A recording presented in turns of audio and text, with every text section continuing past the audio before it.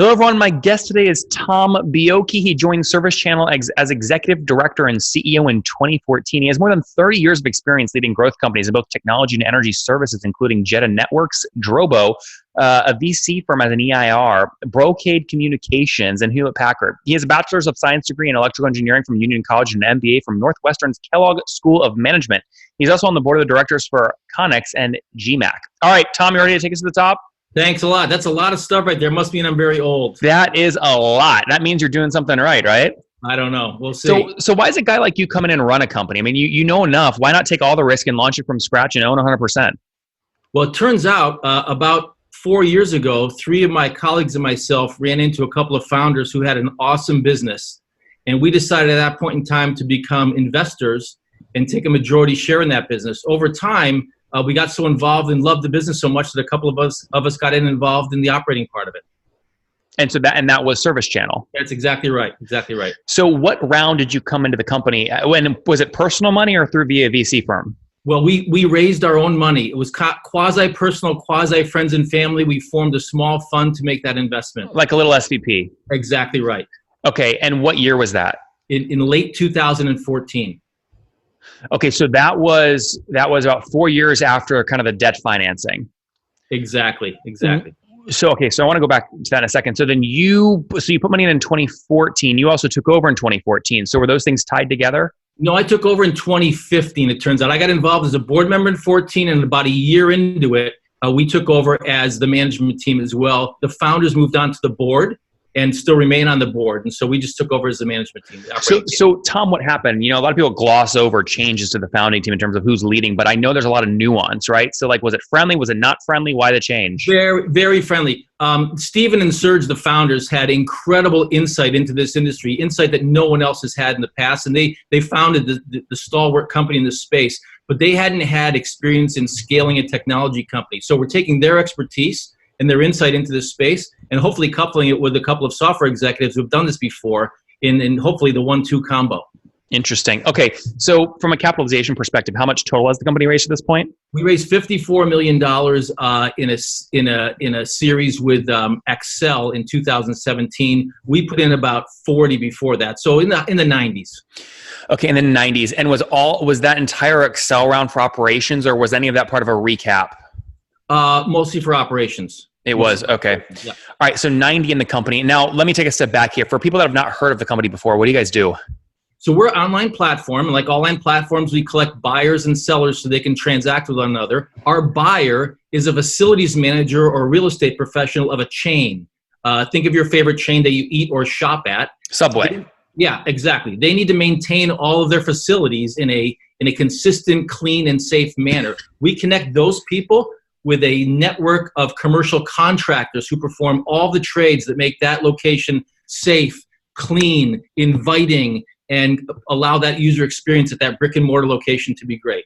So think of, Chipotle, Panda, CVS, AMC Theaters, Louis Vuitton, Nike stores, Adidas stores, The Gap, things like that. So if I'm at Nike and a little toddler basically runs into something and just destroys a wall or a shoe rack or something, the local Nike rep can open your app, quickly call a local person to come fix the thing in the store. Exactly. And if you're 1,000 miles away and the water heater needs replacement or something, you can hit a button on our app and it will contact the local contractor 1,000 miles away who's closest to that location to come in and do the job for you. So what is your IP? Are you maintaining and managing this network? Do you pay these contractors directly, or is your IP really the tech? It's the tech. It's the connectivity between the buyer and the seller, the ability to transact and find someone 1,000 miles away who's the right person for the job, who you can manage to your SLAs, to your price, and to your quality standards. Much like you get an Uber driver across town, we get a commercial contractor across the country. I see. Pure SaaS? Pure SaaS.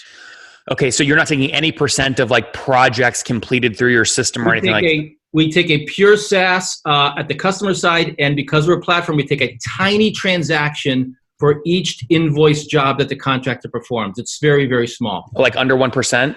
Yes, it is. That's okay.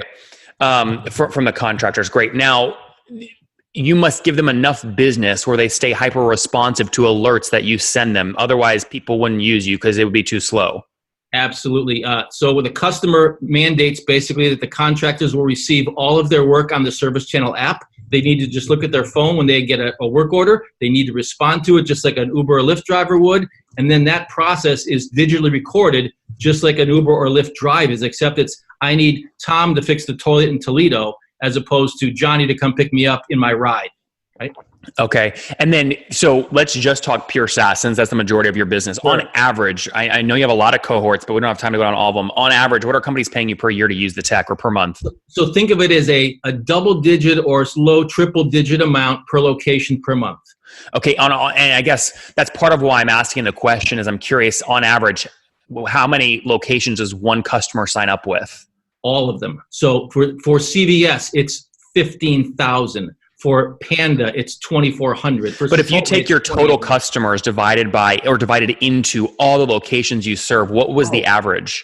Oh, about 600 locations is our average customer. Oh, wow. I mean, okay, so this is a large deployment. Every time a new customer comes with a big deployment. Oh, yeah. So think of a CVS on one side with well over 10,000, and think of, what's a good one? Shake Shack, 100 locations, or Allbirds or Bonobos or Warby Parker with maybe a dozen or 20 or 25. It's that range, but on average, it's about 600. Okay, and these brands, again, pay about anywhere between 50 up to the six figures, 50 grand per year per location. Well, we charge them on a per location per month basis. So think of $50 to $150 per location per month. Oh, I see. Range, and then you multiply it by those number of locations that they have. So we charge on a per store basis. I see. Okay, very good. And then remind me again the timeline on this. When did the company launch? The company, this is a great story. The company launched in 1999.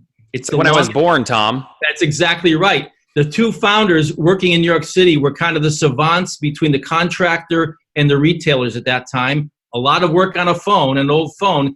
They put technology to it. Their first customer was The Gap in 2001. Word of mouth spread, the internet happened, mobile happened, then all of a sudden in 2014, you got a pretty pervasive tool and a lot of customers on the platform. How many today?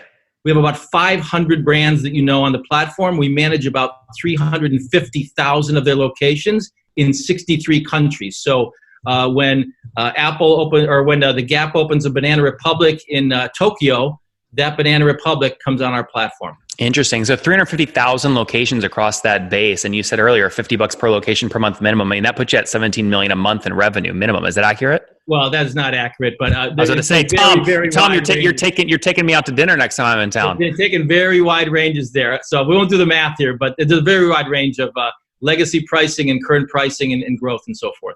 Okay. I guess what I'm trying to, we'll move on past that. So help me understand today how you're getting new customers. Sure. So first of all, word of mouth is a great thing. When a facilities manager or real estate professional moves from one chain to another, which they often do, they often take ServiceChannel with them. In conjunction with that, we have a network of 50,000 commercial contractors on the platform. They're always referencing us because they get more work when they reference us, and it's easier for them to receive and do their work when they get it on their mobile phone. So we get references that way. Plus, we have a sales force of about 15 individuals, quota-carrying reps, who are in the field talking to other chains that we currently don't have. What profitability metric do you put on those folks? Do you want to see them, their quota is going to be 7x what their on-target earnings are, or their comp is? It's about 6x or so. 6x. So just to be clear, if someone hits their quota, quota-carrying folks hits their quota and they're getting paid $200,000 for a year, you're going to make sure that they bring in at least $1.2 million in new bookings. Over $1 million. That's right. Yeah. That's okay. Right. Interesting. And you have kind of the average industry 80% attainment on those sales folks? 70 to 80% attainment on the sale. We have about 70. Yeah, that's pretty good. And what's total team size today? We have about 200 people. The company was founded in Manhattan in New York City. We recently opened an office a few months ago in Pleasanton in the East Bay in Northern California. So we're kind of split between those two locations. And now, obviously, when these sales folks are growing and you're growing the team, you want your customers to stick to keep funding growth. So churn's critical here. How do you manage your churn, and what is it currently? So we have a very low churn in the low single digits. Okay, that's annually? I'm sorry? So like 5% annual churn? Correct. Okay. Lower than 5% typically. Customers churn for a variety of reasons. The most likely one being they went bankrupt or they were acquired by somebody else. It's a fairly uncrowded space, if you will, from a technology standpoint, and the technology competitors are very few and far between. So our churns tend to do with companies having difficult times financially or getting acquired. We have a customer success team and account management team that's very active in managing those accounts. So most accounts have a rep they deal with who helps them on a week-to-week basis to use the platform. Get Are these one of the quota carrying? Are these one of the 15 quota carrying folks? Not quota carrying. These are customer success individuals who are mandated with customer satisfaction, product usage metrics, and client retention metrics. Are the CSMs responsible for driving expansion revenue and increasing contract? They're not. We have a separate team that drives expansion revenue. We have CSMs responsible only for client success. What do you call the expansion folks? Account managers. Account managers and client success managers, the two different groups. Okay, so the AMs, the account managers, they are quota carrying along with the AEs. That's correct. Interesting. Okay, do the account managers drive expansion to more than make up for the 4% churn, so you have over 100% net revenue retention? Absolutely. You get usage expansion, you get location expansion, you get geographical expansion, and you also get product expansion. We have upgrades and so forth. So there's 4 different ways to go do that. What does usage expansion mean? Measured by what? It's measured by the number of trades and work orders they perform on the platform. Okay, then we know what location expansion means. Literally, they add new locations, and product expansion is you upsell based off new feature sets. New modules, right? New capabilities. And then certain customers who are global have geographic expansion. We move from a company in the U.S. to add Canada or add Mexico, add foreign countries as well. So, Tom, what is net revenue retention annually? Oh, it's about 120%. Okay, that's pretty darn good. I mean, I'd consider world-class, being somewhere in the 140 range. Do you think you can push it up that high, or no, 120 is your max? We're trying. We're trying to get there. I think 120 now is pretty good, and we're always trying to make it better, obviously. Yeah. So I guess, again, one thing with obviously onboarding new customers you want to manage relative to the $54 million round you did with Excel is obviously CAC, right? So to get a new customer, right, that pays you, I guess, what on average for 500, 600 locations at whatever price you charge from, what are you willing to spend to get them? Well, it turns out we don't have to spend very much. The word of mouth in this industry and the tightness of the professionals in the facility space is very, very tight. So there are a few trade shows where these people congregate and gather, or our customers are very, very efficient. And again, word of mouth and our network effect is probably the single biggest thing we do. So you don't spend any on paid ads? We do not spend paid ads, no. Okay, so your biggest cost then really is salesperson commission and trade shows. It's salesperson commission, it's trade shows, it's a small but very mighty marketing department. We reach out to our customers and try to make them happy. Word of mouth carries a lot. And if someone did come to you today and sign up with 500 locations, what's probably their first year ACV going to be? Oh, well, it's 500 locations, $500. It might be $100,000 or something like that. Something like $100,000. Yeah. Okay, interesting. And you will find people like that at trade shows and things like that. Well, we get references, right? We find them at trade shows. They've either used us in the past and they want to use us again, or they come through word of mouth reference through another customer or a contractor who's done work for them. Okay, interesting. So $100,000 a year on 500 locations, right, is basically comes out to more like $16 per location, right? Yeah, I'm not as fast with the math as you are, but it's a 6-digit number. Yeah. You what I'm saying is you give obviously volume-based discounts, right, per location. People are signing up hundreds of locations. We typically ramp over a multi-year period, and we may start the first year a little bit lower. That's right. Yeah. Interesting. Okay, very good. Funding. So last funding round was over a year ago at this point, and most folks were on their VC track. They're raising every 18 months or so. Are you raising right now? No, we're not, because we have a very low burn rate. We try to operate the company at break even, basically. Okay. I mean, when you say low burn, you're talking like $1 million a month or less? No, we're talking about like nothing a month. Okay, you truly are break even. We're running a company at break even. Some people bullshit me. They go break even, and then I learn later they're burning $1 million a month. But in San Francisco, No, we have a very disciplined game plan. We're trying to grow as fast as we can at a break-even rate. Okay, interesting. How did you deploy? You were there the entire time the $54 million was being deployed. How was that deployed to drive growth? And if it worked, why aren't you raising more to drive more growth? Well, the fundamental premise was to harden the product, re-architect the product. So a lot of engineering growth. Most of our office here in the Pleasanton area is engineering, technical, and product-based. We haven't added a tremendous amount of sales organization. The company at the time we invested did not have any systems in terms of billing, in terms of usage management, in terms of accounting, CRM, marketing automation. We added all those systems. We moved the application to the cloud. We invested in that heavily. So it's a lot of product investment. I would say some sales and marketing investment, but not as much as you might think in a typical company's burning like crazy and spending 40 or 50% on sales and marketing. That's not And what do you I mean, obviously it gets harder to double and triple big numbers. So over the next 12 months, what do you hope to grow revenues by? We like to look at we like to double revenues every 2 years. That equates to a 41% CAGR. So that's our target. Okay, very good. And then if we take kind of, again, 350,000 locations at more like $15 a pop a month, that's more like you're doing like $5 million a month, something like that. We are not at $100 million run rate yet. Yeah. When do you think, do you think you can hit that next year, or will it take more like 18, 24 months? We'll have visibility to it probably next year. Yeah. And is it fair to say you're kind of in that 40 to 60 range now? That's more than fair to say. Okay. I'm trying to think, what does more than fair mean? That's still conservative? It's conservative. Yeah. Okay, good. So we'll say then we'll end it here and say more than $60 million annually. And if you grew by more than 40, 50% year over year, about a year ago, you're doing You're way better at math than I am. You're way better. That's good. I like the growth rate stuff, right? I think it's important, right? So again, if your obviously you can't double 60 million every year. That's very difficult. So that growth rate makes sense. Is most of that growth, do you think, going to come from expansion, right? Upselling new products, or new customers altogether? We like to see a lot of new customer growth. It creates demand, and then on the back end, we get more transactions. So it's pretty balanced, actually. Okay.